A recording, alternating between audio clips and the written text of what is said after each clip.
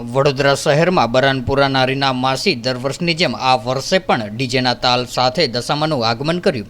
વડોદરા શહેરમાં આવેલા બરાનપુરા નારીના માસી દર વર્ષની જેમ આ વર્ષે પણ દશામાનું આગમન કરવામાં આવ્યું હતું, જેમાં પાણીગેટથી લઈને આજવા રોડ પાણીની ટાંકી શિવશક્તિ મહોલ્લો આવેલો છે, જ્યાં તેમનું પિયર આવેલું છે, જ્યાં દર વર્ષની જેમ આ વર્ષે પણ દશામાનું આગમન ડીજેના તાલ અને ભવ્યતાથી ભવ્ય દશામાનું આગમન કરવામાં આવ્યું હતું, જેમાં ભાવિક ભક્તો મોટી સંખ્યામાં દર્શન કરવા આવતા હોય છે.